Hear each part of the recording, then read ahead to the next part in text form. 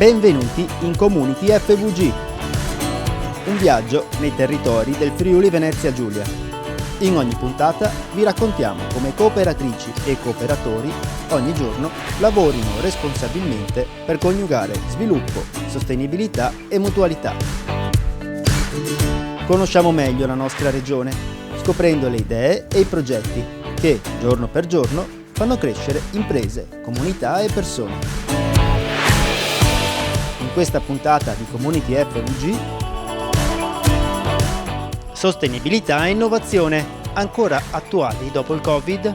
Ne parliamo con il professor Paolo Ermanno.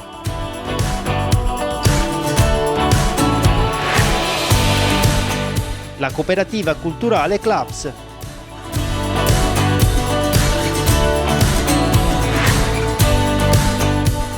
La cooperativa sociale Padre Giacomo Montanari.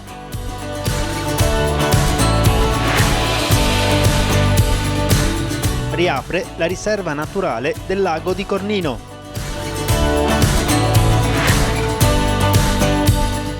Ora cominciamo il nostro viaggio. Mondo cooperativo.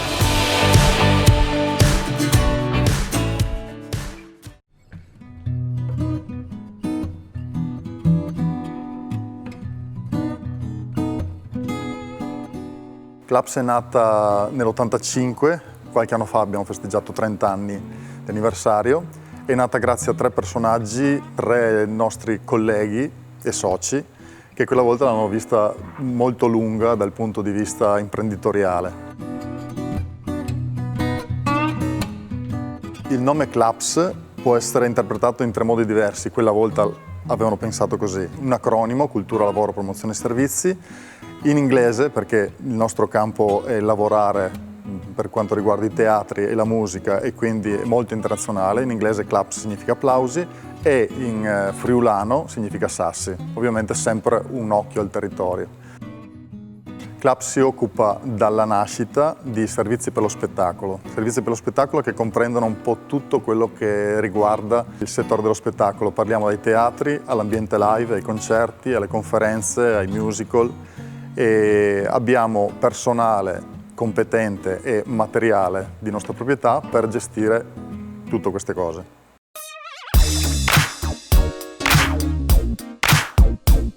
CLAPS è stata fondata da 3 persone, pian piano in poco tempo sono arrivate a 9 dipendenti. Adesso siamo in 24 persone che con contratti diversi si occupano appunto della cultura e dello spettacolo.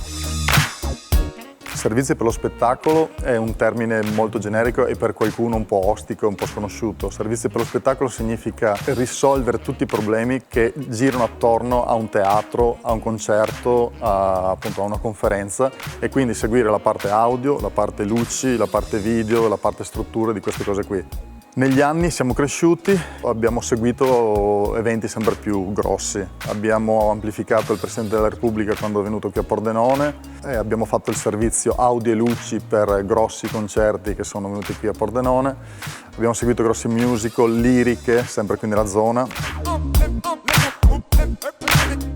Fino dalla Costituzione abbiamo sempre cercato di lavorare nella nostra zona, non tanto per essere una cooperativa locale, ma per dar modo anche a tutti i nostri tecnici, a tutti i nostri collaboratori alla fine alla sera di essere a casa.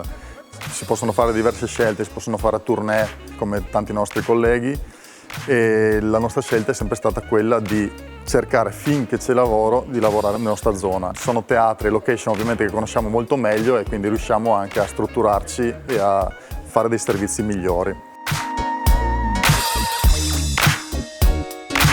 Un'altra scelta è stata quella di utilizzare sempre e possibilmente la manodopera interna per fare i servizi, e cioè rispetto ad altre aziende probabilmente non cooperative che hanno il materiale, sono i proprietari ma utilizzano prevalentemente manodopera esterna e tecnici esterni, magari da altre cooperative. Noi cerchiamo il più possibile di utilizzare i nostri soci, i nostri lavoratori per quanto riguarda i nostri lavori.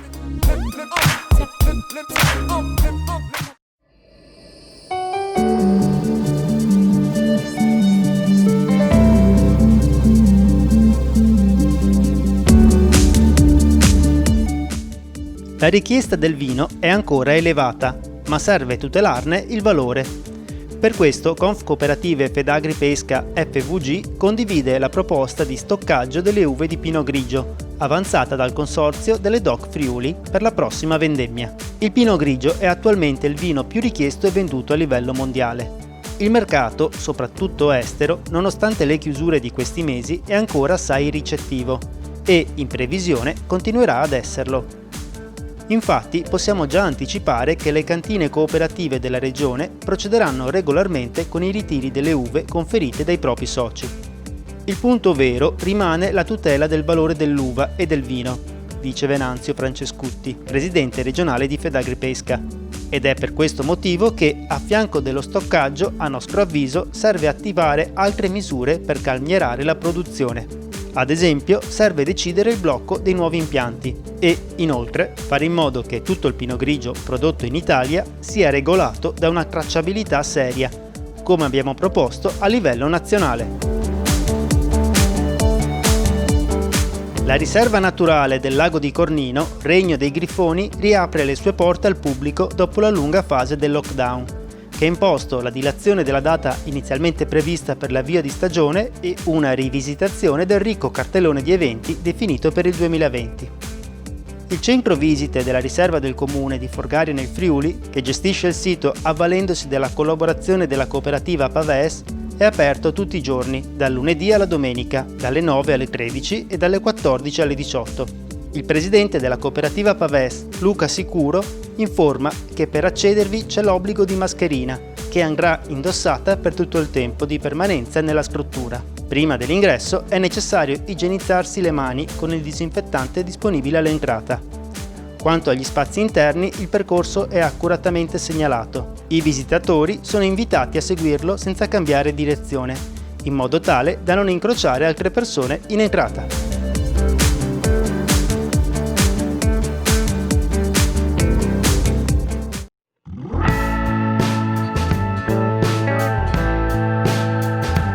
All'interno di Claps abbiamo del materiale che è costantemente aggiornato, sia dal punto di vista tecnologico che della sicurezza, e soprattutto del personale che ci permette di seguire tutti i vari servizi che abbiamo. Il personale va da fonici, tecnici luci, macchinisti, elettricisti teatrali, tecnici video, montatori, facchini, tutto quello che ci serve per portare a casa questo tipo di lavori. I nostri clienti sono clienti privati, che possono essere banche o anche per feste e matrimoni privati, ma soprattutto sono clienti pubblici. Noi collaboriamo con 6 teatri della zona di Pordenone, con cui abbiamo un appalto di lavoro, e forniamo sia personale che materiale per riuscire a condurre questi spettacoli. Lo spettacolo teatrale è una cosa molto complessa. Uno spettacolo teatrale potrebbe essere strutturato e costruito in una giornata, come potrebbe essere per esempio un'opera lirica, potrebbe avere un montaggio che dura anche una settimana. I concerti la stessa cosa, ci sono concerti più piccoli e più grandi. Solitamente un concerto di una certa dimensione occupa 1 o 2 giorni. E la stessa cosa per i convegni. Ci sono convegni minori e convegni invece che occupano molto più materiale e molto più personale. Un'attenzione particolare è stata sempre rivolta all'argomento sicurezza. Quindi tutti i nostri tecnici e operatori hanno seguito tutti i corsi per quanto riguarda la sicurezza e anche non i corsi obbligatori. Facciamo anche della formazione interna. Ovviamente corsi della sicurezza vuol dire i corsi base, i corsi specifici per quanto riguarda il lavoro, ma anche lavori in altezza, primo soccorso, antincendio, alto rischio. Questo ci permette di lavorare con clienti esigenti e che pretendono un certo tipo di sicurezza e anche di seguire la gestione emergenze in alcune situazioni.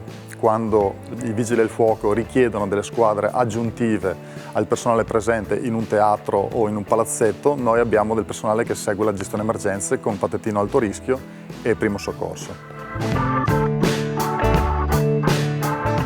Una caratteristica fondamentale di Claps e di essere in Claps è il grande affiatamento che c'è tra il personale, tra noi tecnici e tra noi dipendenti di noi stessi. È un elemento che ho sempre ritrovato in Claps e che cerco sempre di trasmettere alle generazioni future, a chi entra in Claps. e noto che questo affiatamento e questo amore per il lavoro e rispetto per noi stessi ha sicuramente buoni frutti ed è a livello imprenditoriale molto importante per la nostra azienda.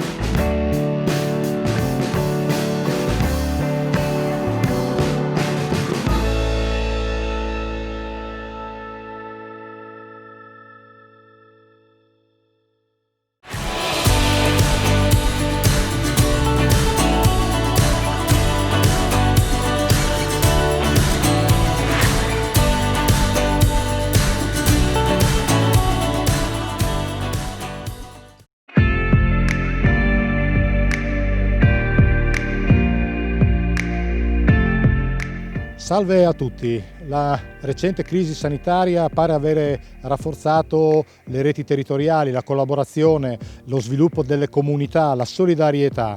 Durerà? Cosa succederà in futuro? Ne parliamo col professor Paolo Ermano dell'Università di Udine che ci ha concesso questa intervista. Professore Ermano, i concetti di sostenibilità, innovazione ed economia circolare di cui abbiamo parlato molto nei mesi scorsi, vengono spazzati via dall'emergenza coronavirus o sono ancora validi? Ovviamente sono ancora validi, certamente il problema del cambiamento climatico è un problema cogente, tuttora importante. Sicuramente il fatto di avere il petrolio così a basso prezzo potrebbe in realtà essere una cosa non proprio positiva per gli investimenti green, perché chiaramente se costa molto poco l'energia con gli idrocarburi tenderei a usare quella. Tuttavia si spera che anche questa situazione spinga anche le persone, dopo aver visto queste immagini di questo territorio che recuperava, no? Le città senza persone piene di animali, piuttosto che Venezia con l'acqua pulita, speriamo che questo abbia mostrato qualcosa di più rispetto all'importanza di avere una cura del territorio e che quindi questo porti a mantenere i piani in piedi. Ci tengo a sottolineare che il piano mondiale attualmente in essere, più imponente per quanto riguarda politiche di sostenibilità economica, è quello europeo. Di questo dovremmo essere anche orgogliosi, perché insomma l'Italia fa parte dell'Europa e ha contribuito in maniera sostanziale allo sviluppo anche di questo piano. Nelle settimane scorse del distanziamento interpersonale abbiamo visto lo sviluppo delle consegne a domicilio, questa teoria di fare le vacanze in casa perché non ci si può spostare, insomma un rafforzamento temporaneo dei rapporti vicini, di economia e di reti territoriali. Durerà questa cosa o secondo lei è destinata a finire col finire dell'emergenza pandemica? Anche qui è un po' difficile, perché la domanda è anche da capire quando finirà l'emergenza pandemica. Possiamo immaginare che se non me lo auguro ovviamente, per 3-4 anni ci troviamo in questa situazione, è probabile che si svilupperanno autonomamente tutta una serie di iniziative, di possibilità legate all'economia locale, che quindi andrà a sostituire quello che prima magari compravamo in luoghi molto più lontani. È probabile però una cosa, che ci sono state molte realtà che fino magari a prima della pandemia erano molto piccole, molto in nicchia, che grazie a questa pandemia hanno magari trovato l'opportunità, penso alle consegne a domicilio, sono grande amante di birre artigianali e ho visto un fiorire di opportunità di acquisto dei birrifici locali attraverso questi nuovi strumenti. Quindi qualcuno ha potuto beneficiarne molto, soprattutto se era un po' più fresco l'utilizzo di certi strumenti, qualche altro no. Quello che dovremmo magari, di cui potremmo avere paura, è invece una chiusura troppo localista rispetto all'economia e alla società. Ultimo elemento, questa crisi si inserisce all'interno di un processo che era già un po' in atto di regionalizzazione del mondo, che non vuol dire Friuli Venezia Giulia, intendo la regionalizzazione a livello europeo, a livello asiatico, a livello americano, che era già in atto prima. È probabile che questa cosa aumenti, anche perché molti paesi, tra cui l'Italia, penso abbia capito che certe filiere, certe forniture strategiche, per esempio dal punto di vista sanitario, non possono essere lasciate in mano ad altri paesi, perché giustamente se le nostre mascherine le fanno in Cina e in Cina ne hanno bisogno, non le spediscono a noi. È buon senso, lo faremo noi probabilmente allo stesso modo. Per cui probabilmente il rientro anche in patria di certe produzioni favorirà un certo regionalismo economico. Dunque lei prevede un cambiamento sostanzialmente della globalizzazione, perlomeno in qualche suo aspetto? È quello di cui parlano molti, a livello anche aziendale si interroga su alcuni aspetti un po' particolari. Il primo Lo smart working, per esempio, potrebbe essere una forza che invece aumenterà la forza della globalizzazione. Come io posso avere tranquillamente il mio dipendente in remoto, il mio dipendente, se io sono l'azienda Udine per esempio, non deve essere per forza a Udine, potrebbe tranquillamente trovarsi a Shanghai piuttosto che a Buenos Aires. A questo punto il mercato del lavoro, soprattutto per certe figure, diventa ancora di più mondiale e questo potrebbe essere un problema. Dall'altro però è probabile che così le filiere di produzione cosiddette, quindi dal taglio dell'albero per capirci fino al mobile, si accorceranno proprio per evitare che nel momento in cui un paese potesse partire un focolaio ti blocca l'intera produzione. In questo periodo escono diversi dati sulla produzione industriale e la Germania è stata colpita in maniera molto pesante, soprattutto perché molti dei fornitori per l'economia tedesca sono italiani e quindi soprattutto nell'ambito delle automobili senza i fornitori italiani l'industria tedesca non produce le automobili. È chiaro che su questo qui toccherà a tutti fare una riflessione. Ecco, parliamo a questo punto di ripartenza, che per essere veramente tale ha bisogno di energie nuove, investimenti, cambi di mentalità e probabilmente anche di stili di vita. Come italiani, come anche friulani, dove troveremo le risorse economiche necessarie per ripartire? Penso che questo periodo permetta anche di avere delle opinioni magari un po' più radicali su certe cose.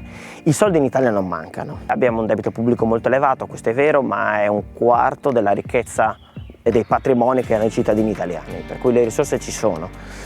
Il punto è che sono in mano a soggetti che non hanno questa grande necessità o voglia o anzi opportunità di grandi investimenti. Per cui il denaro non è un problema, bisogna metterlo in moto, questo sì. E allora questa è la domanda, come mettiamo in moto questo denaro? E il vero problema a questo punto, su cui dovremmo tutti riflettere, a mio parere, sia chiaro, non è tanto dove troviamo le risorse, ma quali regole darci. Cioè, possiamo iniziare a ragionare su una pubblica amministrazione che funzioni un po' diversa? Possiamo iniziare a ragionare su, per esempio, aziende in cui sia normato il fatto che i dipendenti siano nei CDA, nei consigli di amministrazione, in modo da creare una sorta di senso comune, no? Riguardo alle scelte strategiche e tutto. Possiamo immaginare una maggior trasparenza nei processi decisionali come nei processi di investimento, cioè fare tutto quello che sono 10-15 anni di cui parliamo e che stiamo sempre a parlare, perché se ogni volta è un tema di soldi, se mettiamo soldi in una macchina che non funziona il risultato non possiamo aspettarci essere particolarmente straordinario. Se miglioriamo la macchina però, forse mettendo la stessa quantità di benzina arriviamo più lontano.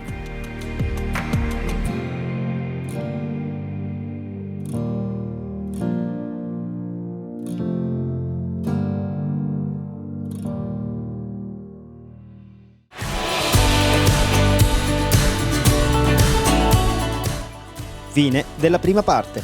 Community FVG continua dopo la pubblicità.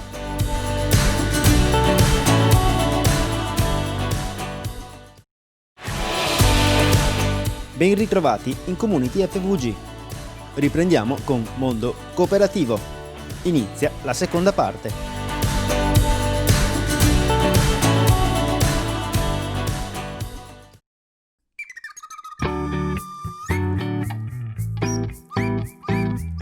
La cooperativa Padre Giacomo Montanari si chiama così dal 2000, la sua storia però nasce nel 1908 con la denominazione Consorzio Rurale di Acquisto e Smercio. Era un po' la terza esperienza di cooperazione, in quel caso rurale, che nasceva in questa comunità villessina insieme alla Mutua Agraria e alla Cassa Rurale di allora, per rispondere ai bisogni delle persone più bisognose, nel caso della nostra cooperativa poter comprare da mangiare e gli elementi necessari per vivere.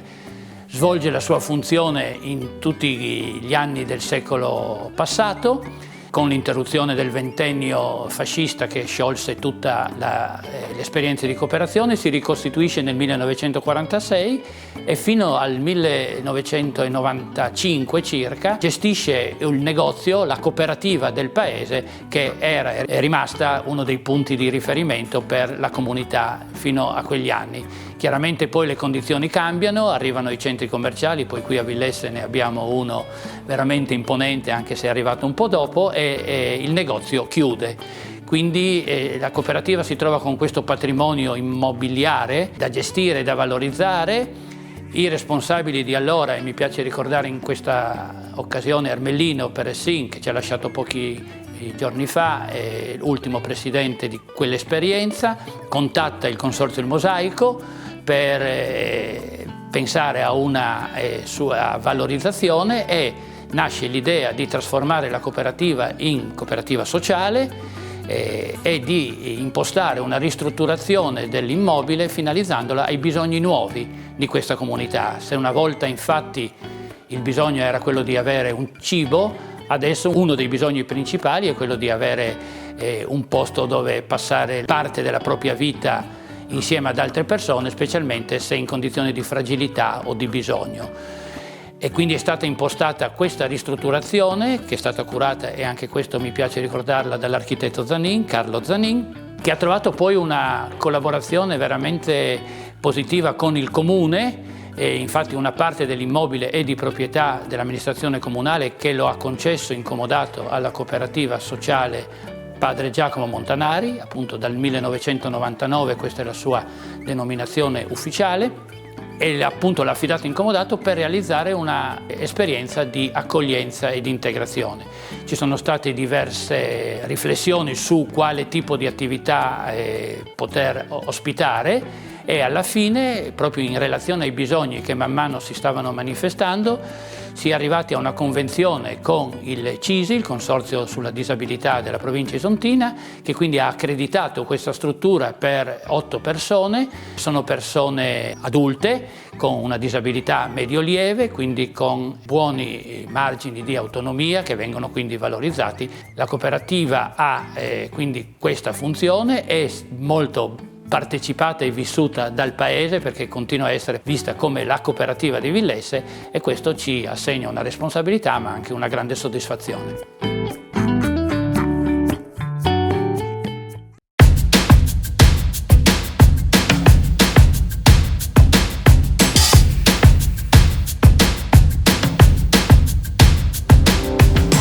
Il progetto Autonomo Io fa parte della cooperativa sociale di solidarietà familiare ed è nato alcuni anni fa per rispondere a dei bisogni di persone appunto maggiorenni che uscivano dalla scuola e in qualche modo dovevano potenziare le proprie autonomie. Sia per imparare a cucinarsi dei semplici piatti, a lavarsi degli indumenti, a stirare appunto i propri vestiti e riuscire in qualche modo a presentarsi nella società. Quindi il tema centrale è stata proprio l'autonomia, favorire e stimolare l'autonomia, e da qui deriva proprio il nome Progetto Autonomo Io. Assolutamente noi vogliamo puntare maggiore attenzione su questo progetto e poterlo anche proporre ad altre persone, quindi non solo a quelle inerenti alla nostra cooperativa, ma anche ad altre utenti che possono utilizzare questa proposta progettuale.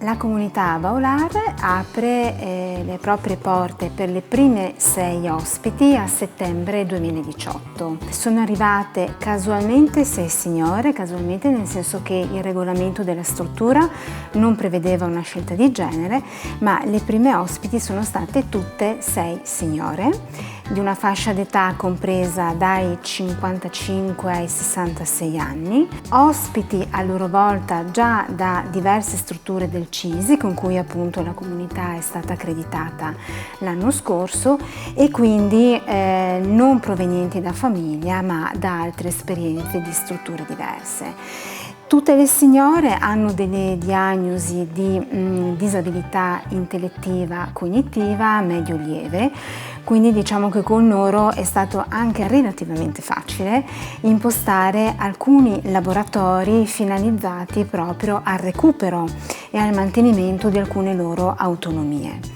La nostra equipe, quindi il personale che a settembre le ha accolte, è un'equipe multidisciplinare mista, costituita da educatori, da uno psicologo, da operatori addetti all'assistenza personale OS e da personale ausiliario.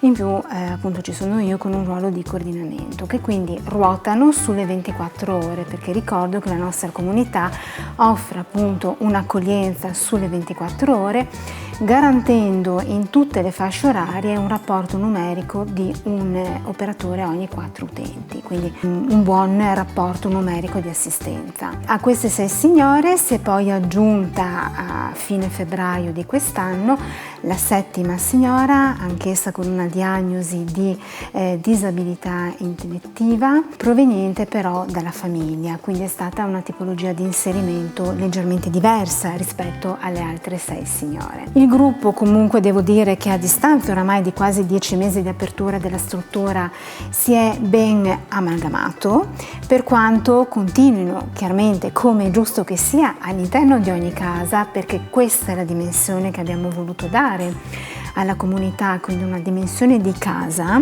continuano ad esserci delle giuste differenze legate anche alle personalità e ai caratteri diversi. Durante la giornata 4 signore frequentano i centri diurni del CISI, mentre le altre rimangono qui in struttura e quindi svolgono le attività o le uscite normalmente in programma. Il pomeriggio, indicativamente verso le 4, tutte si ritrovano e come in ogni casa c'è un momento di condivisione di come è andata la giornata di ciascuna di loro e c'è l'avvio delle attività che svolgiamo qui in attività principalmente laboratoriali. Abbiamo da poco avviato un laboratorio di ortoterapia, svolgiamo anche alcune attività all'esterno, soprattutto legate ad attività di ginnastica dolce o comunque psicomotoria, con le associazioni qui presenti nel territorio. Io devo dire che fin dall'inizio Villesse e i dintorni di Villesse ci hanno accolti e quindi siamo anche state inserite fin da subito alle varie attività che vengono svolte dal gruppo bandistico, alla Prosenectute che ci invita in tutte le sue feste, attività svolte.